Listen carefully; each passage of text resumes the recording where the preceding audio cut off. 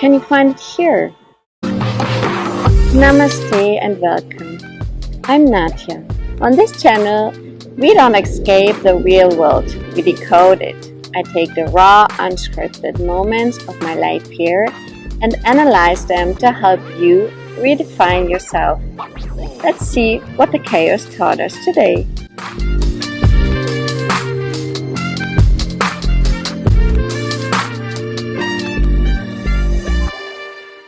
Hello, namaste and welcome to a new episode of Me, Myself and I, as in India.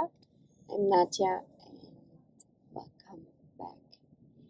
I'm recording again from the roof. As you can see, I fixed the perspective problem if you're watching this on YouTube. And I'm wearing my headphones because it's very loud. There are a lot of people around me and I can't focus.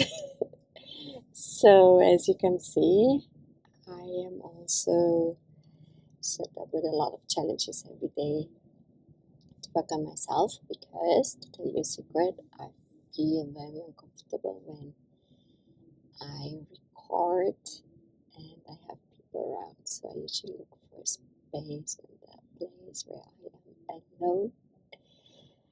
And the beach is very good for that, but I cannot always go to the beach, so I'm back on the roof and yeah, let's see.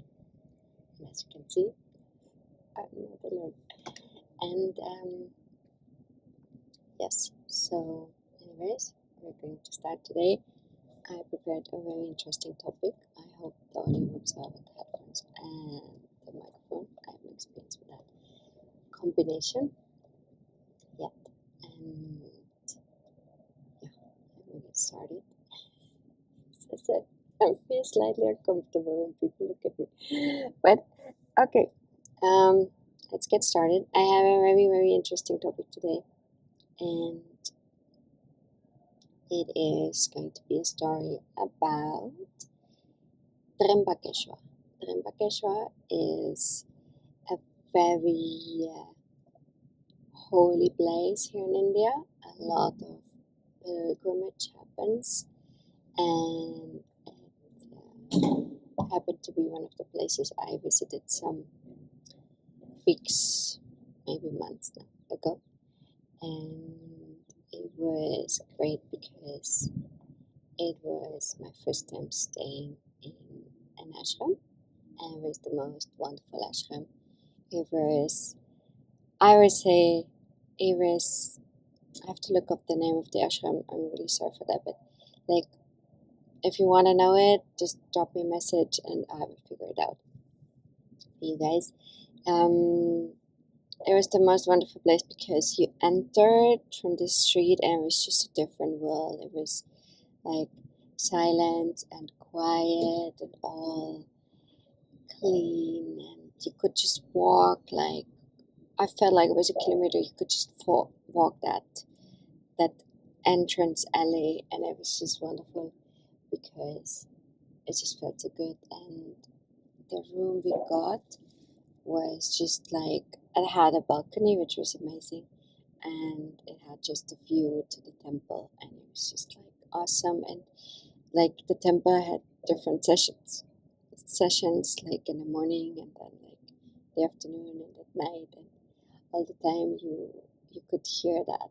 And there was like one devotee who was always hitting the drums and singing, and that sound, that melody was just so mesmerizing. Like I just loved it. It was just, it made you feel like just escape for a second to a different world, and it was just amazing.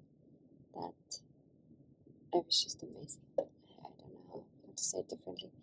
You have to experience that. And as many ashrams, you can only stay a few days. So in that ashram, you're allowed to stay 3 nights, and then you need to leave. And also, you cannot make any reservations up front. So it's literally first come, first serve.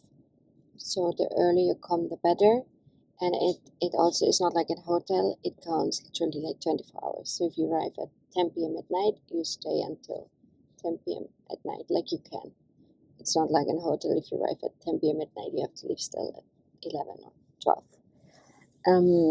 So that was like awesome place. And we went to Trimbakeshwar for a reason, but that's not the topic of that podcast episode today. Maybe another one. And in Trimbakeshwar, you have a very famous Shiva temple, and it's very famous because, and I will switch. I hope it still records. Obviously, it didn't to myself. Don't switch when recording. So I had to just look this up again. So I'm like really on the right. I don't tell you anything wrong. So that Shiva temple there is very famous because one of the 12 Jyotirlingas, it has one of them, and it's famous because in that temple it is like in the center, like you enter and then it's not like on the same level. It goes like, it's like a little bit like a cave. It goes down, like you don't go down, but it let's say the main centerpiece is down. You can look to it up front, like downwards, and then it's like the centerpiece, and it's three lords together: Lord Brahma, Lord Shiva, and Lord Vishnu. And that is very special of this place, and it has a very strong energy, I have to say. Not in all places, but in some places, in and around, especially the temple, you have a very strong energy. It gets very, very crowded, so don't go there during the weekends. I would recommend, if you go during the weekends, go very, very early. It gets super crowded, and it's a very, very little town. So it's a very small place. So it's like yeah, it's just, it gets very crowded.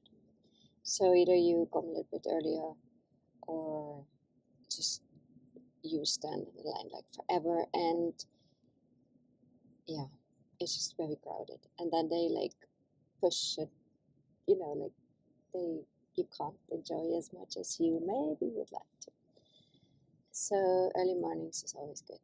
And the surroundings of Trimbakeshwar are very beautiful because there is one hill chain, or I don't want to say anything wrong, but it's French, the hill chain. It's called Brahmagiri, and it looks very beautiful because like you have Trimbakeshwar in the center and the bottom, and then it has like you have all the mountains around. It looks just awesome. It's just a very beautiful setting.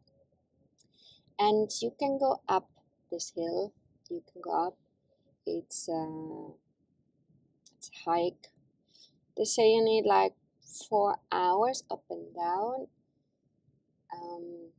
Yeah, it depends a little bit because like we went up quite fast, but then you can stay up, walk around. It's very beautiful, and then yeah, it depends how long you take. But 4 hours, I guess, is a good guess. Maybe 5.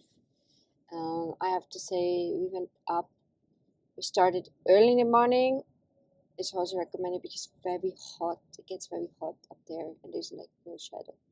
So you should start as early as possible. And now it comes like about the story itself. So when you go up that hill, it is they're like basically, it's steep hill, and it's like all stairs, like stairs. I don't know how many stairs. I guess you can look it up. There's just so many stairs, like I don't know, hundreds, thousands, I don't know, so many stairs. And before you start at the bottom, there are like a lot of places where you can actually rent like a stick, like say like a hiking stick or walking stick, and they say that it's for the monkeys. So because on that hill when you go up, apparently there are a lot of monkeys, and I was like, okay, no problem. And so we got that stick, which I used as a hiking stick because so many stairs. and I'm not that trained anymore as I used to be. I admit that. So we went up, and then like there was like a moment when they said like, oh, now like the monkeys are coming. Like you could see them already in the distance, and it was like very steep wall basically. Like it was like a rough mountain, and it just went downwards, and in that in between they kind of made those stairs and steps. So we could see the monkeys in the distance, and people were coming down, and they were like, beware of the monkeys, beware of the monkeys, they're there. And okay, so I had like my little bag I showed you last time, very small, so I put it like, actually I was wearing the same as I'm wearing today. So I just like put it inside, and then this one has very deep pockets.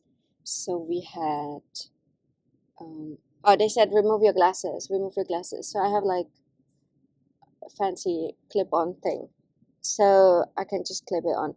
So they said remove your glasses. So like had to remove my glasses, but it's been funny because when I remove my glasses, I don't see that much. So I had to climb that mountain basically without the glasses.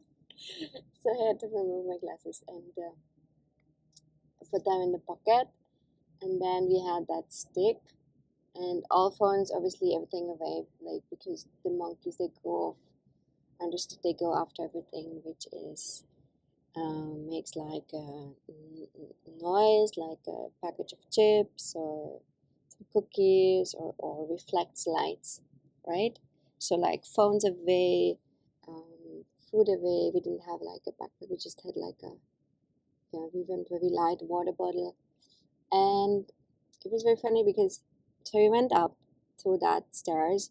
We tried to enjoy the view. It's a very beautiful view, but also the mountains. We were like, okay, where are the mountain, the monkeys, not the mountains, the monkeys. And then like we approached an older person, and he was like, "Can you take a picture of me?" My husband, I was like I don't move anything here. Like my husband can do it. And then like my husband, he uh, he took the phone from this guy, and the moment he was taking the picture of this guy, one monkey took one package of cookies we had from his pocket and ran away. So that's how fast it is. And we tried to cover it and hide it, but it was not enough. So that monkey took that cookies, and but yeah. So we tried to move on, hiding from, or not hiding, but trying to get to the monkeys, and then it. So those steps were like wide, but then it gets very narrow. It's like literally they were hitting some step like stairs into the massive mountain. So it was very narrow, it was very steep, and then there were like the monkeys left and right, and they were just trying to see whether there's something they can steal or not. It was a bit crazy because then there were like, let's say, locals who offered you to guide you through the monkeys for some money on top. So that was a little bit suspicious because it felt like it really, I mean, I don't know if this is actually possible. It felt like the monkeys are a little bit trained to steal, so the locals can actually like make money in protecting people to go through those monkeys. So it was a bit weird. Um, but anyway, we did that, and we managed it without any guides. Just the stick. Ah, the stick actually. I learned it the hard way on my way back down.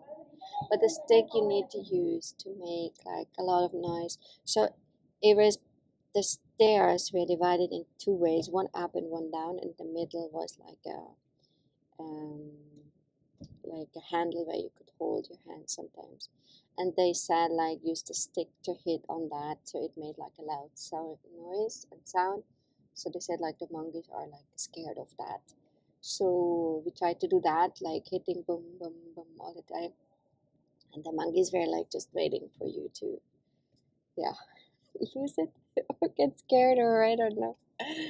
And then like when you climb through that, and it was really like, it goes on like, I don't know, like for half an hour like this. It was really a tough climb, I have to say. And then when you reach it, then there are no monkeys anymore, and you can just release everything and be a little bit more free. And you climb up the rest of the hill, and then it gets a little bit less steep, and it gets more, there's more grass and more nature, more wide, and you have a wonderful view going up there, and it's more relaxing. And when you're up there, it's just beautiful because you can look into all, it's basically a 360 view you have. It's just so beautiful. And they say that that mountain, that hill, is the spring of the river. And now I would need to look it up again. Of a specific river that flows through Trimbakeshwar. And like to say that the spring of that river is on top of that hill, and it's a holy hill. A lot of things happen on that hill, which you would need to look up. There's a lot of mythology behind it, and if you're interested in this, let me know. Then I will study it all for you and bring it back here on that podcast. But what I want to keep talking about is like, you're on that hill, and on that hill, surprisingly, because it was my first hike in India, right? It was a bit interesting that like on that hill, everyone was selling cucumber, and I was not like used to this cucumber, and it was surprising because. But then it actually made click because we bought one, and actually it's really refreshing because cucumber is refreshing. So it like hydrates and it's refreshing. So it felt nice. But if you go hiking like in Europe also, or even in Mexico, you don't get cucumber on top of the hills. But here you get, and it was really refreshing. And on top of this, or it's like a plateau, I would say it.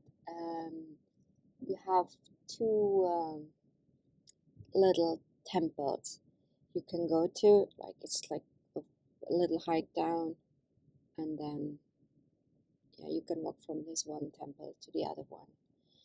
And so we went to this one small temple, and apparently this like close to the spring. So what they did over there is like they kind of simulated the spring over there. So it's like people go there, fill up water bottles. It's like this holy spring. And so next to that, it's like a very small place. How should I describe it? So it's like made out of stone walls, and then you have to make a huge step. Like it's very high, so it's not like a normal door. You have to make a huge step. You go inside. It's very tiny little, and in the middle is like a pond, and then it's like the spring. So people go to that spring, collect water, and it's like you could go in like 1, 2, 3 people at a time. It's very tiny little, and then in it, next to like opposite the spring, was a tiny little cave with a pandit sitting inside, and that step to get inside was like, I don't know, half a meter high. Like it was like it was interesting. I don't know, it was crazy, I would say. So you had to like, and people climbed in and went down, and then there was like a small Shivaling with the same representation like the Shiva temple down in the Trimbakeshwar city or town. And I, so like my husband went out, and I passed that place, the tiny little like cave for that one night, and it was like tiny little, it was like 1 meter tops, like, and it was like no window, it was just like this pandit sitting there, and the Jyotirlinga on the floor, and people climbed in and got his blessings, and yeah, and so I was standing at, and I passed it, and I just felt something. I felt some very strong calling, I would say. So I went outside and I said to my husband, I don't know, I feel like I was like, what is that? I said, like, I feel like I need to go there. And he said, just go back, go in. And so I went back, and I at first I was a bit shy, right? I didn't go in. I was just observing. One person was in, and then he went back out, and then there were like other three men standing there, like not sure. And I was like, okay, like that's enough. I said, okay. I was like, you want to go in? No, okay, so I go in. But then those people also went in. So we were like four people like next to each other with the pandit. I was just like a little magic moment there because the pandit started reciting something. He asked, because I told you guys my Hindi is very basic, my Marathi is not existing. And like, my English is very good. So I and so he asked, I think, the language Marathi or Hindi. I think I said Hindi. I didn't say anything. And then like he started reciting something, he started doing something, everyone, and I just copied the others. Like I just like they put their hands, like at the end he put us the dot. Then we at the end we also we where he was like, okay, like he said something, repeat after me. Like I didn't understand it, but obviously the other guys started doing it, so I also did it as good as I can in my Hindi capacities. I tried to repeat the words as good as I can. So we were like reciting something over there. Then at the end we put our hands in the shivling with the three, like so he touched the three lords, and that was like Lord Shiva, Lord Brahma, and Lord Vishnu, and that was so powerful. I really had a very strong moment. I can't describe it. Like when I left that place, I was like, my legs were like not shaking, but it was energetically, it was really strong and impactful for me. And like it took some time for me to work through that because it was just so impactful. I don't know. I hope everyone can make that experience once because it was just so strong. And I was very proud of myself because I went inside and I just did it alone. Like I just went in and I just followed the flow and I just let happen what was meant to happen. Even so, I was not in control of it, and I was really proud of myself also. And so I went out, and then we kept walking, and I was just trying to explain my emotions and feelings and what happened inside to my husband. And then some guys approached me and said like, "Oh, where are you from?" Like usually it goes like that. They approached my husband and was like, "Where's she from?" And then like, obviously I'm next to it, right? So it was like that. And then like they kind of fall back, and then they come back again. It's always like that. And they come back and they ask if they can have a picture.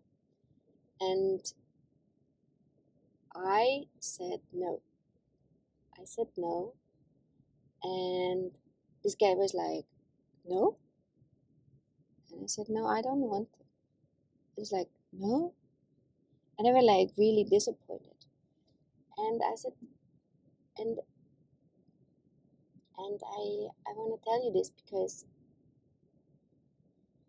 I said no, and I was really proud of saying no because I was in a special moment. I had just a huge experience. I had this magical moment with the gods, myself, and the universe, and whoever was there with me. And I just did not want to get this taken away from me or destroyed or somehow even touched. I really wanted to embrace that moment, and I did not want to give anything away from it. And so I said no, and these guys were very disappointed. And actually, I want to share this because here in India, maybe also in Asia, I remember once I was in China, they also asked me for pictures, but like obviously because I'm blonde and I have a lighter skin, not everyone, but many people ask for pictures. And when I first came to India, I always said yes. I always said yes and yes and yes. And in some situations, I realized that actually I would like to say no, but I always felt like an obligation to say yes. And I slowly started to say no, and it is really hard for me because like I understand as people, they would like to have a picture with you, it's a pleasure for them. But you are also a person, right? You also need to listen to yourself, what is good for you, and when you feel like you don't want this, then you have all the right in the world to say no. And I know I'm preaching this all the time, listen to your inner voice, and I do a lot. But at the beginning with the pictures, I was always trying to be the kindest and caring person and said always yes. Until one day, I really felt like the situation was not appropriate and I should have said no. And I discussed it with my husband, and he said, well, you can just say no. Like, just say no the next time when you don't want to. Like, we support you in any way, like in any decision. Like, you want to say yes, we take the picture for you. If you want to say no, we don't. And we support you in that. And that was like very good for me because next time when I felt like no, I just said no. And even so, it disappoints the person or the group of guys, or sometimes also girls. Like, there's no, like, everyone asks for pictures.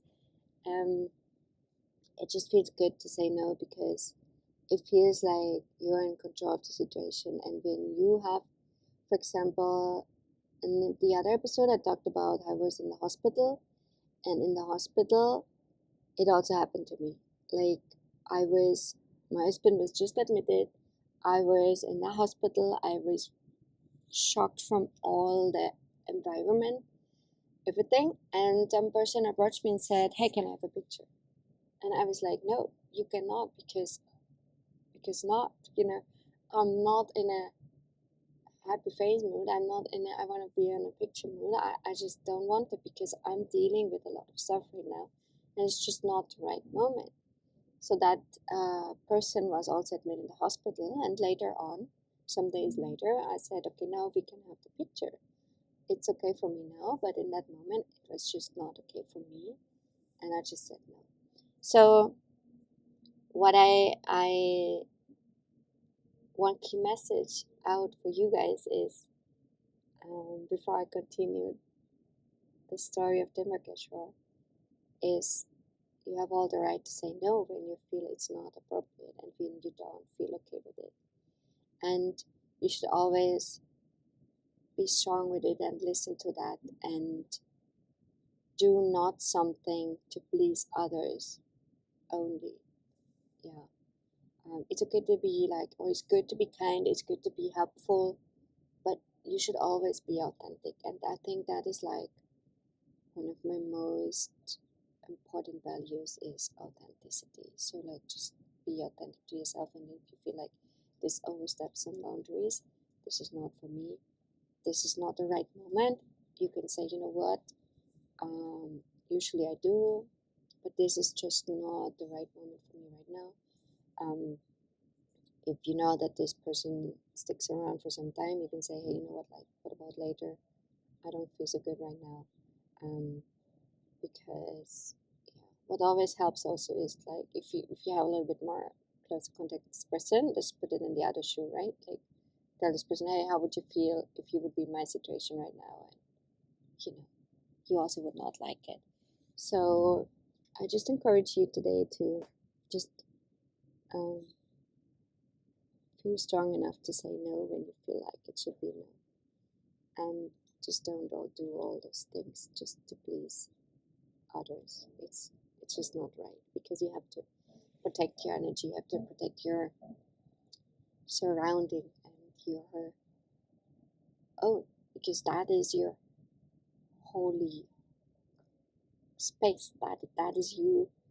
It is you, and you need to protect yourself. And yeah, so I said no to this guy, to this group of guys, and we walked on, and there was another temple, and that temple was I don't know, I felt also a calling to go into this temple, but it was very different. It was just, I looked inside. Usually in the temples you have a figure, a lord, statue, something, and it's dedicated to something or someone. And there was nothing inside. So I looked inside. I was curious, and that there was also a pandit sitting inside, working with some people inside. And he was like, come in.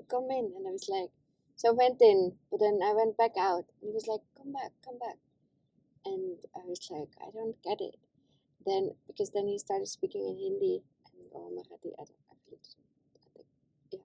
And then I just said to my husband, come, because I don't understand. And then like my husband came and he translated, and this pandit, he just did not let me go out. It was so surreal. And then he said, sit. And then like he started his labor, his procedure, whatever he was doing, reciting, doing something, saying something. And he blessed me, and he said that place was apparently where Lord Shiva got very, very, very angry. And you could see like it was not a flat space, but like on the mountain, and small mountain. It was like there were like a lot of cracks inside, and yeah, and he did his stuff, and I couldn't leave until he was done. And it was not the same experience as the other one, but apparently it was to handle anger or outbursts in a better way and to calm you more down. And for some reason I needed that. So it was just crazy, because like he didn't let me go until I received that blessing from this pandit, and then we left.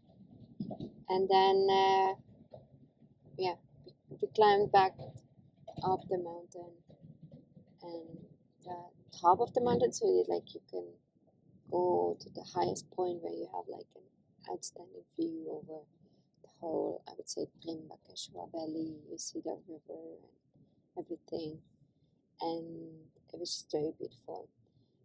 On that mountain, somewhere it is also said there is a cave of the 108 Jyotirlingas, small ones, but we did not find it. We did not find that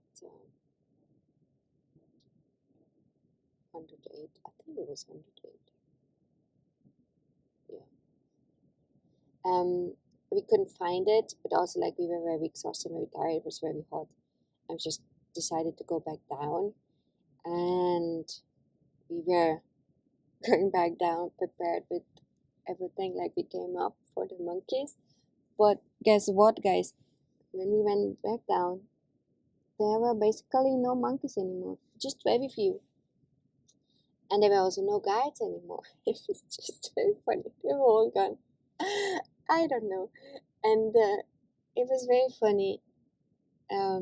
So I had that stick in my hand, and I was just hitting that metal staircase support in the middle. And but then like it was so steep, and it was like a curve in the mountain itself. And my husband was behind, and then like this monkey was about to jump on my husband, and he was like shouting to the monkey, and it was just a subconscious like reaction. It was not a controlled reaction. I raised the stick just like to to defend, like, because I don't know, that was just a reaction. I didn't hit anyone or any monkey, please. I just raised that stick, and that monkey looked at me, and he opened his mouth like as big as you can imagine and showed me all his teeth. I got so scared. I just dropped that stick. I was just like, I was in shock and I was so scared. I was like, this monkey is going to attack me. He's going to bite me. Like, I was, that picture of that monkey with his huge open mouth attacking me, like, oh, it was just, I was really scared. Now I'm laughing now, but I was really scared in that moment. And, yeah, so nothing happened. We're all fine. The monkey's fine. We're fine. Even though I'm a bit concerned about the monkeys eating too much crap stuff over there because they steal all that stuff. But obviously they don't. That's no monkey food, right? So if you go up there, maybe only go put some bananas or something. I don't. Is that actually a thing that monkeys eat banana? I don't really also know. I don't know much about monkeys. But yeah, that was a shocking moment when it went down. But then, like, I can only say to you guys, our bodies were hurting very much because we are not used to hiking. We went up, we went down, there were only stairs, and there were some people going really fast, and some, like, we had at least like normal shoes, like running shoes, but some people were just in their sandals, taking kids up there. I would not recommend that. If you have small kids, don't take this because it's just too hard and like it's just too steep, and it's, yeah, it's not the best place. Maybe when they're older, I mean, whatever you want to do, you do. I just don't recommend it. And when we came back down, we were like, oh, we would like to drink something. And what happened? I heard that noise in India. There's a lot of sugarcane juice. I mean, and a lot of South American countries also, in Mexico also. And I remember I had my first sugarcane juice in Peru, and in India there's a lot of sugarcane juice as well. And those sugarcane juice machines, they're like different modern ones, old ones. I saw one once with the cow, with the bull running around, like all kind of sugarcane juice machines. And they have one thing in common. I don't know where it comes from. I have to investigate that, but they have like some belts on it, on that when it moves, they put on some bells, and it makes this ting ting ting ting ting sound. And when you hear it, like you can hear it from very far, and you hear it, and you know this, there is sugarcane juice somewhere. So we went there and we had the most amazing sugarcane juice because it was so hot. And sugarcane juice with a little bit of ice and some mint is the best you can get. I love it. It's so refreshing, and it's just the best of the best. And with that sugarcane juice, we finished this episode today. It was a very long one. I hope you enjoyed that. Climbing up the hill with me in Trimbakeshwar. To summarize it,